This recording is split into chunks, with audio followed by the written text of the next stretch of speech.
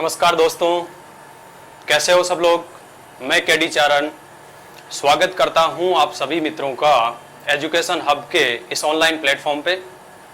साथ ही में मेरे सभी प्यारे मित्रों व प्यारे विद्यार्थियों का आभार प्रकट करना चाहता हूं जिन्होंने कल के वीडियो के माध्यम से मेरे को इतना प्यार, इतना स्नेह दिया। बिल्कुल तारीफ़ काबिल।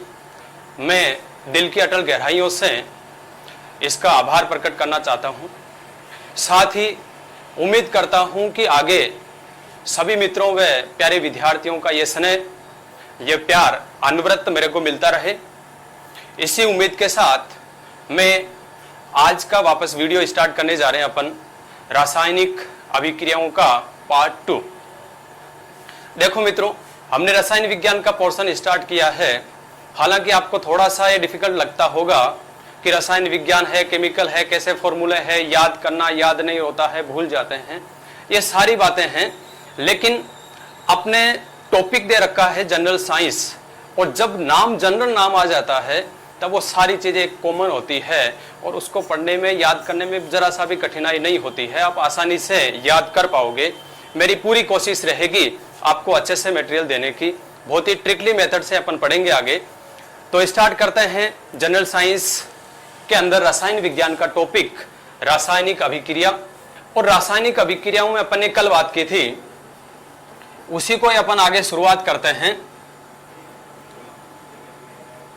रासायनिक अभिक्रिया, कल इसकी डेफिनेशन की बात की थी कि वह अभिक्रिया जिसमें दो या दो से अधिक पदार्थ क्रिया करके किसी नए पदार्थ का निर्माण करते हैं तो वो रासायनिक अभिक्रिया कहलाती है। यानी ए पदार्थ है प्लस बी पदार्थ है, मिलकर के सी प्लस डी पदार्थ का निर्माण करते हैं। ए तथा बी की क्रिया होने के पश्चात जो उत्पाद प्राप्त होता है तो ये कंप्लीट क्या कहलाती है? एक रासायनिक अभिक्रिया। रासायनिक अभिक्रिया के तहत भौतिक परिवर्तन और रासायनिक परिवर्तन की हमने कल बात की थी। थोड़ा सा अपन रिवाइज कर लेते हैं कल की क्लास का। भौतिक परिवर्तन में केवल भौतिक गुण चेंज होते हैं, उसके अंतर्गत उसके केमिकल प्रॉपर्टीज में कोई चेंजेस नहीं आता है, केवल भौतिक गुणों में परिवर्तन आता है। और रासायनिक परिवर्तन की बात की थी, उसके अंदर वो सारी अभिक्रियाएं आती है जिसमें केमिकल चेंजेस हो जाते हैं। जैसे संक्षारण की अभिक्रिया, लोहे पे जंग लगने वाली क्रिया संक्षारण की क्रिया होती है। वो कौन सी परिवर्तन या कौन से परिवर्तन के अंतर्गत आता है? रासायनिक परिवर्तन के अंतर्गत। किण्वन की क्रिया संपन्न होती है,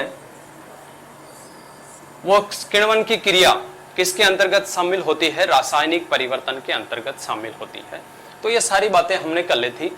रासायनिक अभिक्रियाओं के प्रकार अपन पढ़ रहे थे, और प्रकार में अपन ने पहला प्रकार कल पढ़ा था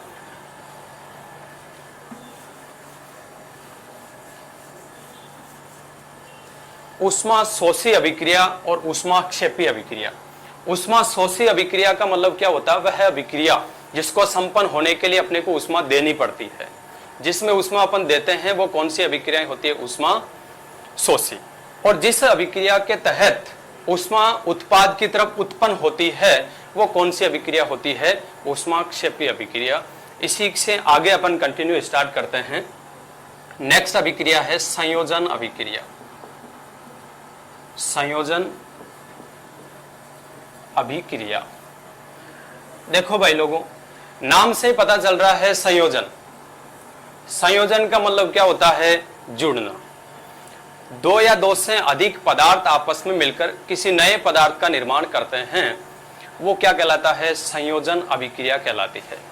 दो या दो से कोई अधिक पदार्थ है, ए प्लस बी, ये आपस में मिलकर के यदि ए बी बनाता है, दो अलग अलग भिन्न भिन्न पदार्थ है जो आपस में जुड़ के किसी नए एक पदार्थ का निर्माण करते हैं, तो वो कौन सी अभिक्रिया कहलाती है? संयोजन अभिक्रिया कहलाती है। अर्थात पदार्थों का जुड़ना, पदार्थों का जुड़ना क्या कहलाता है? संयोजन। अपन एग्जाम्पल की बात करें कि उदाहरण इसका क्या होगा। उदाहरण देखिएगा, जैसे कि मैग्नीशियम है प्लस ऑक्सीजन है, ये दोनों आपस में क्रिया करके क्या बना रहे हैं, मैग्नीशियम ऑक्साइड। आपस में दो पदार्थ है, आपस में जुड़ करके किसी एक पदार्थ का निर्माण हो रहा है, मैग्नीशियम ऑक्साइड का। इसका मतलब कौन सी अभिक्रिया हो गई, संयोजन अभिक्रिया। संयोजन अभिक्रिया के जस्ट विपरीत एक अभिक्रिया संपन्न होती है, उस अभिक्रिया का नाम है आपके वियोजन अभिक्रिया। संयोजन अभिक्रिया के जस्ट विपरीत संपन्न होती है वियोजन अभिक्रिया। वियोजन अभिक्रिया, या अपन इसको कह सकते हैं अपघटन। अपघटन अभिक्रिया या वियोजन अभिक्रिया। देखिए मित्रों, ये क्या होती है, वियोजन का मतलब क्या होता है, टूटना, और संयोजन का मतलब क्या होता है, जुड़ना। कोई भी एक पदार्थ है जो किसी कारण से दो या दो से अधिक पदार्थों में टूट जाता है, तो वो कौन सी अभिक्रिया के अंतर्गत शामिल होता है, वियोजन या अपघटन अभिक्रिया। अपन इसकी उदाहरण की बात करें, जैसे कि कोई ए और बी पदार्थ है। ये ए और बी पदार्थ किसी कारण से या तो गर्म करेंगे, या सूर्य के प्रकाश की उपस्थिति में, या विद्युत धारा प्रवाह करेंगे। इन स्थिति के अंदर अलग अलग पदार्थों में टूट जाता है, तो वो कौन सी अभिक्रिया होती है, वियोजन अभिक्रिया होती है। यानी पदार्थों का टूटना, पदार्थों का टूटना क्या कहलाता है, वियोजन या अपघटन अभिक्रिया कहलाती है। वियोजन या अपघटन अभिक्रिया के अंतर्गत अपन उदाहरण की बात करें तो देखिएगा, कैल्शियम कार्बोनेट। कैल्शियम कार्बोनेट को अपन गर्म करते हैं, किसके अंदर अपघटित हो जाएगा, calcium oxide plus CO2। Calcium oxide तथा CO2 के अंदर क्या हो गया, अपघटित हो गया। तो ये कौन सी अभिक्रिया कहलाती है, वियोजन अभिक्रिया कहलाती है। कहने का मतलब है एक पदार्थ था जो अभिक्रिया इन टेम्परेचर देने की वजह से दो पदार्थों के अंदर अपघटित हो गया, टूट गया। तो ये कौन सी अभिक्रिया कहलाती है, वियोजन या अपघटन अभिक्रिया। किसी एक पदार्थ का छोटे छोटे अन्य पदार्थों में बदल जाना क्या कहलाता है, वियोजन या अपघटन कहलाता है। देखिए मित्रों, ये अभिक्रिया है, ये तीन प्रकार की होती है। कितने प्रकार की होती है, तीन प्रकार की होती है। पहला टाइप इसके अंदर देखो, ताप अपघटन। ताप अपघटन अभिक्रिया। नाम से पता चल रहा है, यदि किसी अभिक्रिया में टेम्परेचर दिया जा रहा है और उसकी वजह से यदि पदार्थों के अंदर वो अपघटित हो रही है, वियोजित हो रही है, तो वो कौन सी अभिक्रिया कहलाती है, ताप अपघटन अभिक्रिया। अपन यही उदाहरण देख लो, कैल्शियम कार्बोनेट था, कैल्शियम कार्बोनेट को गर्म किया अपन ने, टेम्परेचर दिया, ताप दिया इसको, ताप देने की वजह से ये किस में चेंज हो गया, calcium oxide plus CO2, carbon dioxide gas के अंदर ये बदल गया। तो ये कौन सी अभिक्रिया कहलाती है, ताप अपघटन अभिक्रिया कहलाती है। अपन यही उदाहरण इसके अंदर देख सकते हैं। दूसरा, नेक्स्ट बात करें, प्रकाश अपघटन अभिक्रिया। प्रकाश अपघटन अभिक्रिया यानी प्रकाश की उपस्थिति में जो पदार्थ दो या दो से अधिक पदार्थों में टूट जाता है, कौन सी अभिक्रिया कहलाती है, प्रकाश अपघटन अभिक्रिया कहलाती है। जैसे कि AgBr। AgBr को अपन यदि प्रकाश दें, प्रकाश को अपन प्रदर्शित कर सकते हैं H के द्वारा। H का मतलब होता है प्लांक नियतांक तथा न्यू का मतलब होता है आवृत्ति। इसको प्रकाश या सूर्य का प्रकाश अपन प्रकट कर सकते हैं, या सीधा सा आप लिख सकते हो, सूर्य के प्रकाश की उपस्थिति में अभिक्रिया संपन्न होती है। ये अभिक्रिया के तहत अपने को प्राप्त होता है Ag प्लस Br2। तो ये अभिक्रिया किसकी उपस्थिति में संपन्न हो रही है, प्रकाश की उपस्थिति में संपन्न हो रही है। कह सकते हैं अपन कि वह अभिक्रिया जो प्रकाश की उपस्थिति में, सूर्य के लाइट, सनलाइट की उपस्थिति में जो दो या दो से अधिक पदार्थों में टूट जाते हैं पदार्थ, वो कौन सी अभिक्रिया कहलाती है? प्रकाश अपघटन अभिक्रिया कहलाती है। नेक्स्ट बात करते हैं 3 नंबर, विद्युत अपघटन अभिक्रिया। विद्युत अपघटन अभिक्रिया। विद्युत अपघटन के अंदर देखिएगा, यानी वह अभिक्रिया जिसको संपन्न होने के लिए किसकी आवश्यकता होती है? विद्युत की आवश्यकता होती है। कौन सी अभिक्रिया कहलाती है? विद्युत अपघटन अभिक्रिया। यानी अभिक्रिया संपन्न होने के लिए, अभिक्रिया संपन्न होने के लिए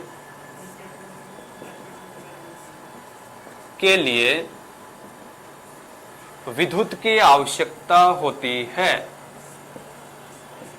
विद्युत की आवश्यकता होती है।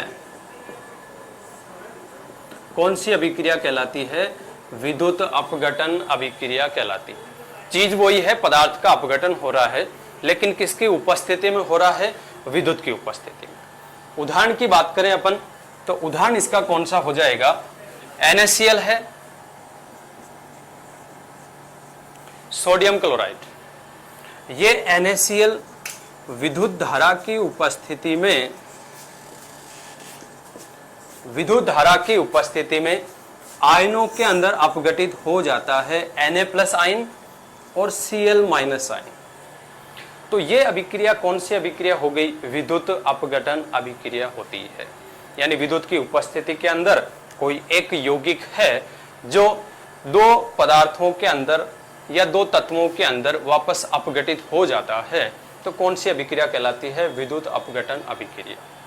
वापस सुन लो, देखो भाई लोगों एक बार, कौन सी अभिक्रिया पढ़ रहे थे अपन? अपघटन या वियोजन अभिक्रिया, यानी पदार्थों का टूटना।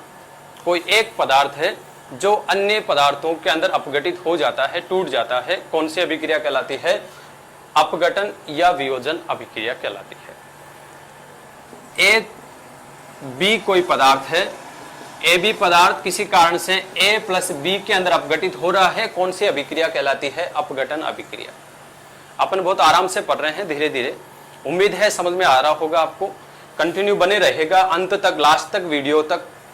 तो दूसरा, अगर इसका प्रकार अपन को पूछे, तो पहला प्रकार इसमें हमने पढ़ा था कि ताप अपघटन।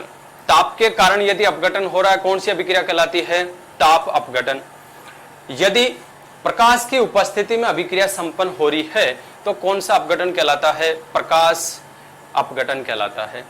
और यदि विद्युत की उपस्थिति में अभिक्रिया संपन्न हो रही है, तो कौन सा अपघटन कहलाता है? विद्युत अपघटन कहलाता है। जैसे NaCl है, ये सोडियम आयन तथा क्लोरीन आयनों के अंदर अपघटित हो जाता है, आयन बन जाते हैं। नेक्स्ट बात करते हैं प्रकाश रासायनिक अभिक्रिया। कौन सी अभिक्रिया? प्रकाश रासायनिक अभिक्रिया। देखिए मित्रों, प्रकाश रासायनिक अभिक्रिया का क्या मीनिंग है? बहुत ही इंपॉर्टेंट अभिक्रिया है प्रकाश रासायनिक अभिक्रिया। प्रकाश रासायनिक अभिक्रिया यानी फोटोकेमिकल रिएक्शन। फोटोकेमिकल, इस केमिकल रिएक्शन के अंतर्गत क्या होता है? अभिक्रिया किसकी उपस्थिति में संपन्न होती है? प्रकाश की उपस्थिति में। किसकी उपस्थिति में संपन्न होती है? प्रकाश की उपस्थिति में संपन्न होती है। कहने का मतलब वह अभिक्रिया जो प्रकाश की उपस्थिति में संपन्न होती हो, कौन सी अभिक्रिया कहलाती है? फोटोकेमिकल यानी प्रकाश रासायनिक अभिक्रिया कहलाती है। इसके उदाहरण की अपन बात करें, कौन सा उदाहरण होगा? सिंपल सी बात करते हैं अपन। देखें, H2 प्लस Cl2 गैसीय अवस्था के अंदर ये दोनों आपस में क्रिया करके किसकी उपस्थिति के अंदर, एच न्यू, यानी कह सकते हैं सूर्य का प्रकाश, सूर्य का प्रकाश की उपस्थिति में क्रिया करके क्या बना लेते हैं, 2HCl। तो ये अभिक्रिया किसके अंतर्गत शामिल होती है, प्रकाश रासायनिक अभिक्रिया। H2 प्लस Cl2 दोनों मॉलिक्यूल सूर्य की प्रकाश, सनलाइट की उपस्थिति में HCl के अंदर बदल जाता है। कौन सी अभिक्रिया कहलाती है, प्रकाश रासायनिक अभिक्रिया। नेक्स्ट एग्जांपल की बात करें अपन, उदाहरण की, यदि Cl2 का अणु है, यह सूर्य की प्रकाश की उपस्थिति में यानी H न्यू की उपस्थिति में क्लोरीन का निर्माण करता है। किसका निर्माण हो रहा है, क्लोरीन का निर्माण हो रहा है। तो यह कौन सी अभिक्रिया के अंतर्गत शामिल है, प्रकाश रासायनिक अभिक्रिया के अंतर्गत शामिल होता है। यानी क्लोरीन के दो मॉलिक्यूल्स बन गए, तो यह कौन सी अभिक्रिया हो गई, फ्री रेडिकल्स के रूप में। कौन सी अभिक्रिया कहलाती है, प्रकाश रासायनिक अभिक्रिया कहलाती है। अपन बात करते हैं फोटोसिंथेसिस की अभिक्रिया, आपने सुनी होगी, पढ़ी होगी कभी, प्रकाश संश्लेषण की अभिक्रिया। वो भी किसकी उपस्थिति में संपन्न होती है, सूर्य के प्रकाश की उपस्थिति में संपन्न होती है। सूर्य के प्रकाश की उपस्थिति में जैसे CO2 प्लस H2O,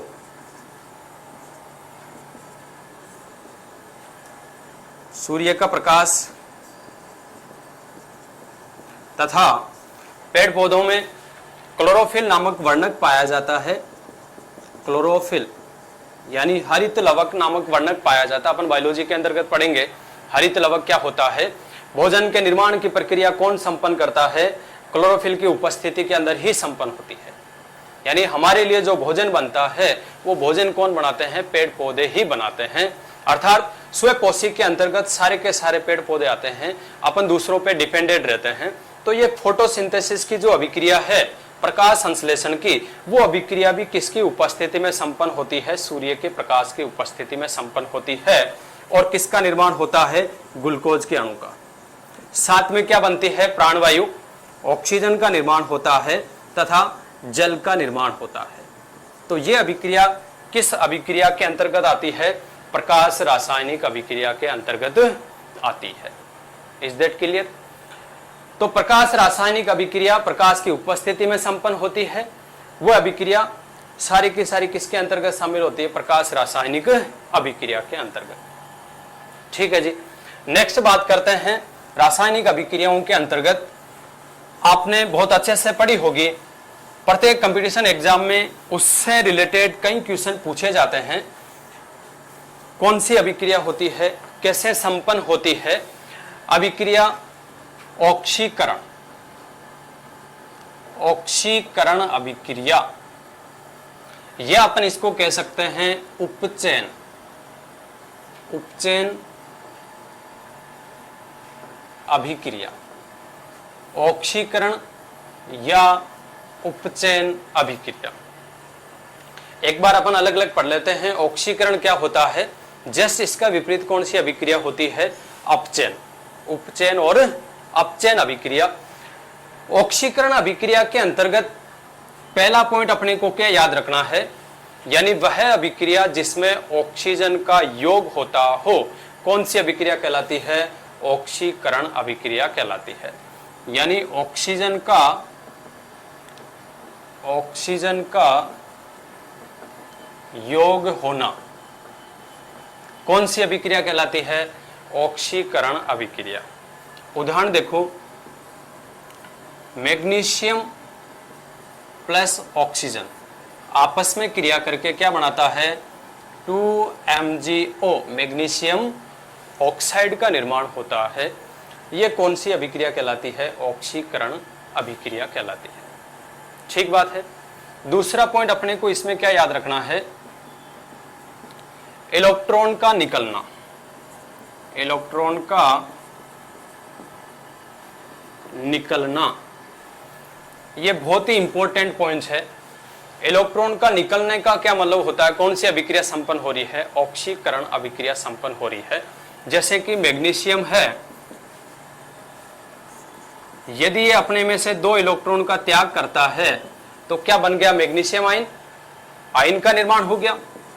तो ये कौन सी अभिक्रिया के अंतर्गत शामिल होता है? इलेक्ट्रॉन का निकलना, अर्थात ऑक्सीकरण अभिक्रिया। अपन देखेंगे इसका एक उदाहरण कॉमन रेडॉक्स अभिक्रिया के अंतर्गत। नेक्स्ट सोडियम है, यदि Na+ के रूप में बन गया, 1 इलेक्ट्रॉन इसमें से निकल गया, तो ये भी कौन सी अभिक्रिया के अंतर्गत शामिल होता है? ऑक्सीकरण अभिक्रिया के अंतर्गत शामिल होता है। तीसरी बात इसमें अपन और देख लेते हैं, ऑक्सीजन का जुड़ना ऑक्सीकरण कहलाता है। यदि इसमें से हाइड्रोजन निकलता है तो वो अभिक्रिया भी कौन सी कहलाती है? उपचयन अभिक्रिया या ऑक्सीकरण अभिक्रिया। तो तीसरा पॉइंट अपने को क्या याद रखना है? हाइड्रोजन का निकलना। हाइड्रोजन का निकलना किसके अंतर्गत आता है? ऑक्सीकरण के अंतर्गत आता है। बात करें अभिक्रिया की तो 2HBr किस में अपघटित हो रहा है? हाइड्रोजन तथा ब्रोमीन के अंतर्गत। तो यह अभिक्रिया भी किसके अंतर्गत शामिल होती है? ऑक्सीकरण अभिक्रिया के अंतर्गत शामिल होती है। तो तीनों बातें याद रखनी है, ऑक्सीकरण के अंतर्गत ऑक्सीजन का जुड़ना, इलेक्ट्रॉन का निकलना और हाइड्रोजन का निकलना। ठीक बात है। बात करते हैं अपन दूसरी अभिक्रिया, अपचयन अभिक्रिया। स्क्रीनशॉट ले सकते हो दोस्तों। अपचयन अभिक्रिया, अपचयन अभिक्रिया जस्ट इसका उल्टा है। अपचयन का क्या अर्थ होता है? अपचयन अभिक्रिया, पहला पॉइंट इसके अंतर्गत अपने को क्या याद करना है? हाइड्रोजन का जुड़ना, हाइड्रोजन का जुड़ना, जुड़ना किसके अंतर्गत आता है? हाइड्रोजन का अपचयन के अंतर्गत। अभिक्रिया देखो, उदाहरण देखो, इसमें नाइट्रोजन प्लस हाइड्रोजन आपस में क्रिया करके किसका निर्माण करते हैं? अमोनिया का निर्माण करते हैं। तो यह अभिक्रिया किसके अंतर्गत आती है? नाइट्रोजन से किसका योग हो रहा है? हाइड्रोजन का। और जिस अभिक्रिया में हाइड्रोजन का योग होता है वो कौन सी अभिक्रिया कहलाती है? अपचयन अभिक्रिया कहलाती है। संतुलित कर सकते हो, नाइट्रोजन इधर 2 है, इधर भी 2, हाइड्रोजन 3 दूनी 6, 3 दूनी 6 बराबर। दूसरा पॉइंट अपने को याद रखना है, ऑक्सीकरण में तो इलेक्ट्रॉन का निकलना, अपचयन में क्या होता है? इलेक्ट्रॉन का जुड़ना, इलेक्ट्रॉन का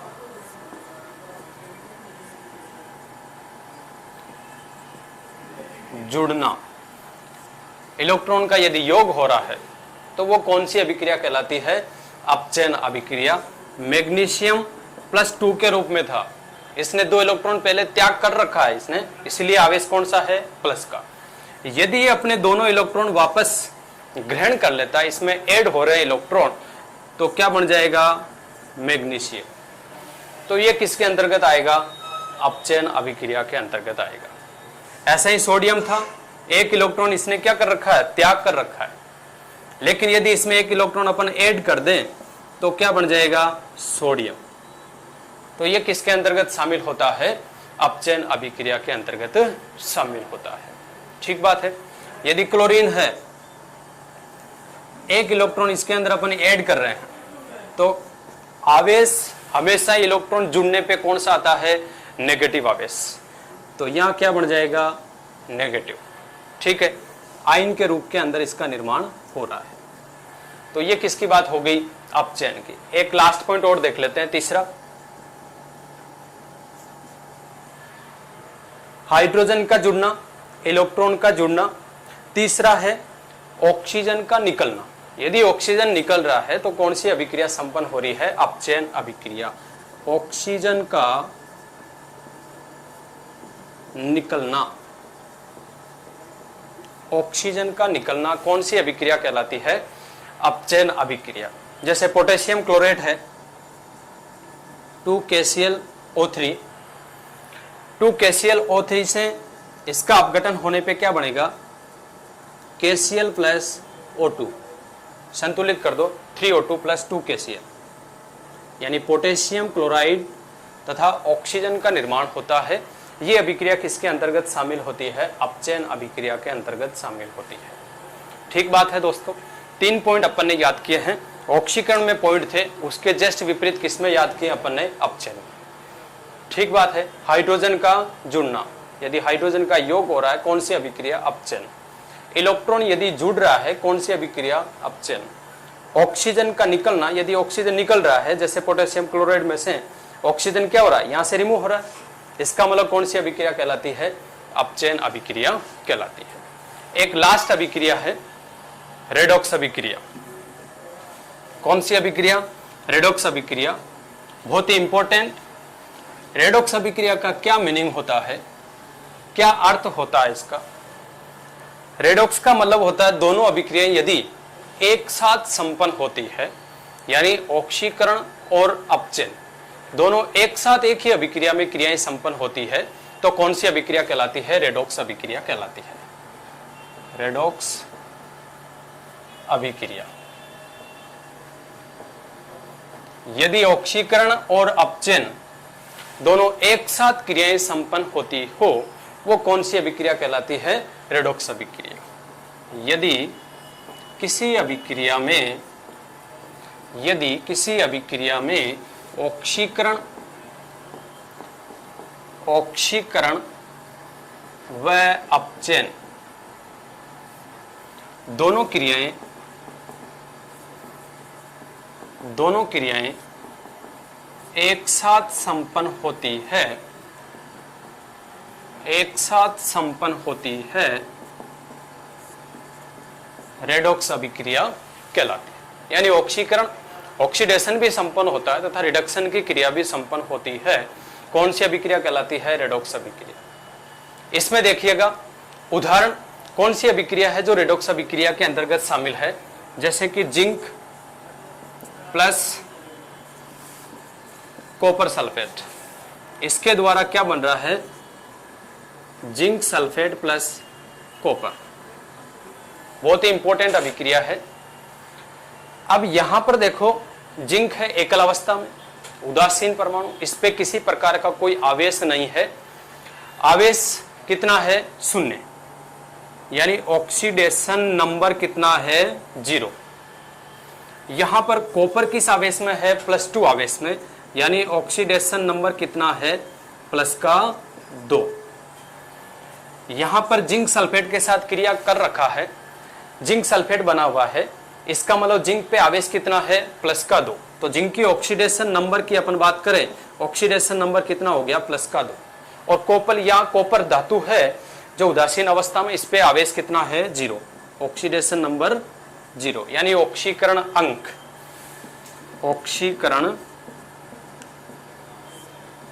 अंक का मान कितना है?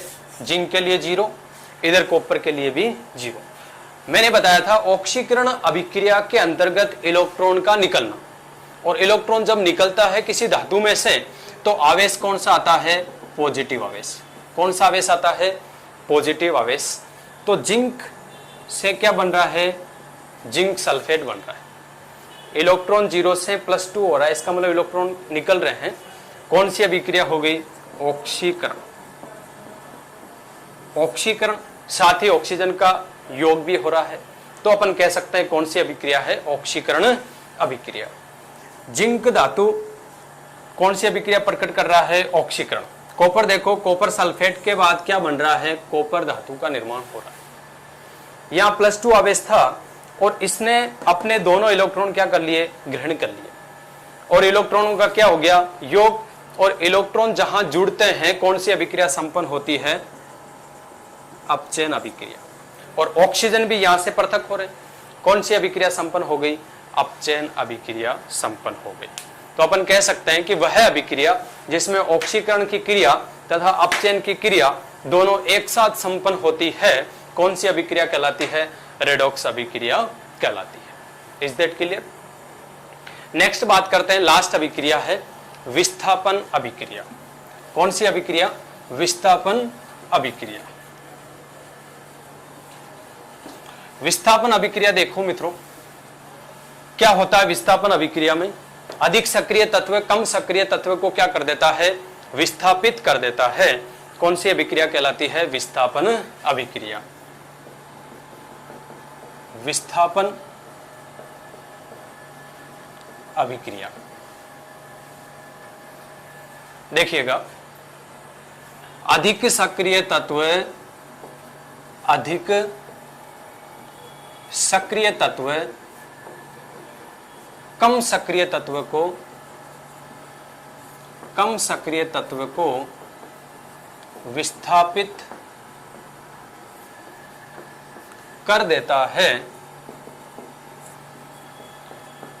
तो अभिक्रिया कौन सी कहलाएगी, विस्थापन अभिक्रिया कहलाती है। यदि एक सक्रिय तत्व है, दूसरा सक्रियता श्रेणी में जिसका स्थान बाद में आता है कम सक्रिय तत्व है, यह एक यौगिक के रूप में है।